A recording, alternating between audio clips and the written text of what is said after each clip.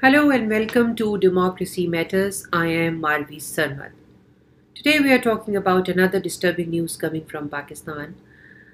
This is about Karima Baloch, a slain Baloch civil rights activist who was found dead in lake after she went missing in the city of Toronto. According to the family sources of Karima Baloch, when Karima's body arrived at Karachi Airport, Pakistan, earlier today, Pakistani officials refused to hand over her body to the family. The brother of Karima Baloch has tweeted,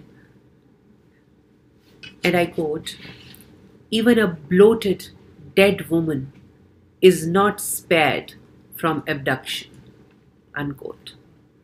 He said that the state of Pakistan wants to avoid the press and the people who came to pay their last respects to Karima Baloch in the city of Karachi in large numbers.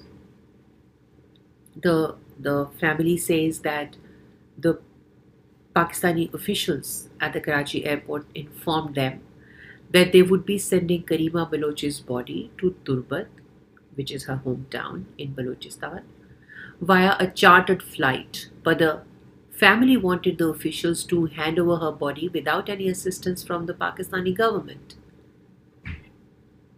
The activists who were present at the time have reported that dozens of military vehicles illegally escorted Karima Baloch's body to an unknown destination.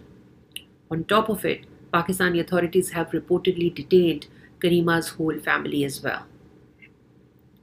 Karima was a prominent Baloch voice who was forced to flee from Pakistan in 2015 and had sought asylum in Canada.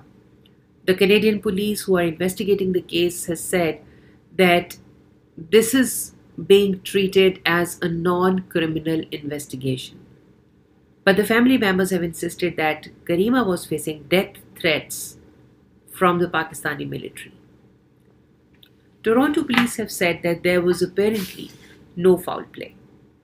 However, it must be noted that the way Karima was found dead fits a certain pattern.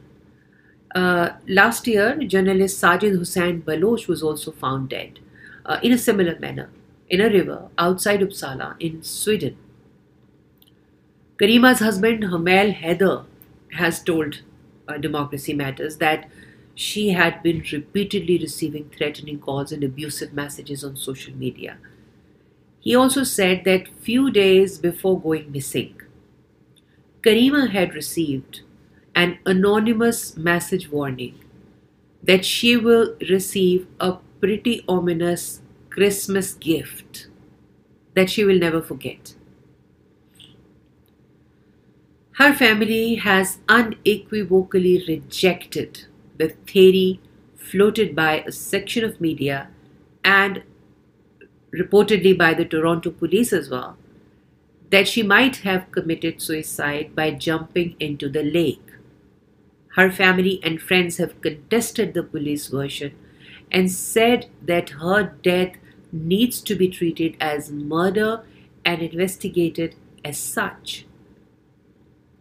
Earlier this month, the family, friends, and supporters of Karima held protest demonstrations outside the Toronto police headquarters, calling for a high-level probe. Human Rights Watch, the International Human Rights Watch body, has also said that possible role of Pakistan's government needs to be thoroughly investigated. The Baloch Human Rights Council has also demanded that the United Nations should intervene as the Canadian police was not carrying forth with the investigation. Karima's murder had sparked protests across Europe and North America in the first and second week of January.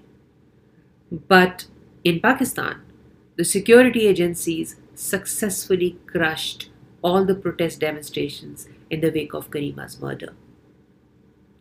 Karima had campaigned pretty vigorously against the enforced disappearances and also the human rights violations in the Balochistan province of Pakistan. She was among the pioneers of women's rights movement in Balochistan and was a pretty vocal critic of the excesses by Pakistan's military on Baloch soil. She will be laid to rest in her hometown in Balochistan on the 25th of January, that is tomorrow. But not only that, the death of the activist is still shrouded in mystery. Her body and her family both are missing. Thank you very much for watching. Stay tuned to this space where we talk about democracy matters, because democracy matters.